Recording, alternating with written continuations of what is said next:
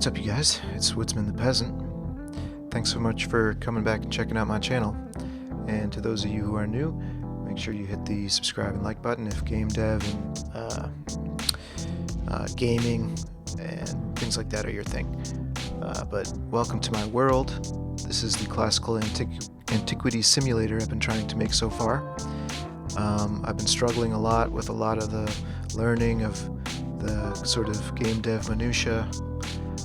But now that I've gotten a little bit of a feel for it, I finally put in a very primitive combat prototype where the NPCs, if they're antagonized, they'll come and fight you, basically. And you can block, and if you get punched enough, you get knocked out, kind of deal. A lot of the animations are just from Mixamo. A lot of them are just, placeholder animations that I really just slapping together. I'm not really a great artist. You can see that. You can see my clothing models that I'm trying to cram into this NPC system.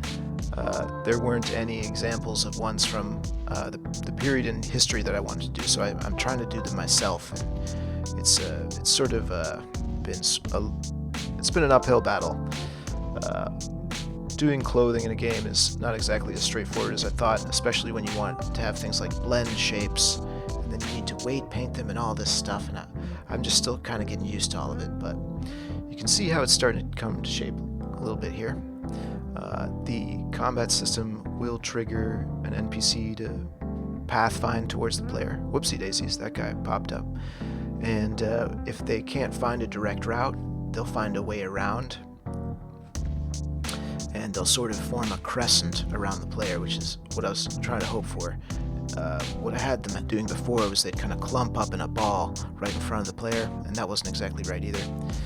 So though I'm still tweaking that pathfinding system so it works better, it's still a little bit jittery, and they still kind of lose the path occasionally, and I'm still working on how to fix all that.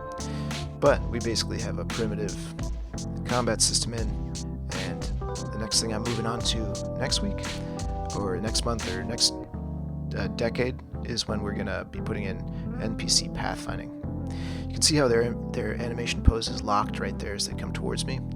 That's because my level of detail system is sort of a homebrew thing I made for NPCs specifically, because I wanted to strip out their skin mesh render component for those of you Unity nerds, and replace it with just a mesh renderer that's sort of swapped out into different positions of the walking animation, and that's to save on frame rate. If you want to learn more about that, you can go check out my how to do crowds in Unity tutorial. It's just my kind of really simple solution to the issue of not being able to have more than 20 or 30 NPCs on the screen at once. So make sure you check that out if you're interested in that. And that's how I'm actually that's why I'm able to score over 100 frames per second with 50 or so NPCs on the screen at once. If these were all sort of fleshed out completely, the frames I think were like at 5 frames per second or something when I was testing this. So, it's been a journey. Never give up on your dream. It won't give up on you. And in the end, you will make progress, even if it is incremental. It's mostly just about understanding that when you're learning something, things are kind of hard and they're not straightforward. You just got to remember that once you've learned it, it's easier. So when you're making a game and you're learning everything for the first time, it's going to seem exhausting and overwhelming, but it's because you're learning something new. It's always like that. So if you guys have a dream, make sure you hit me up on Twitter. I love doing game test videos, so find me at Peasant Woodsy on Twitter, and also you can find me on other social media and stuff too. It's Woodsman the Peasant. So thank you so much, you guys. Until then, walk softly and carry a big dream.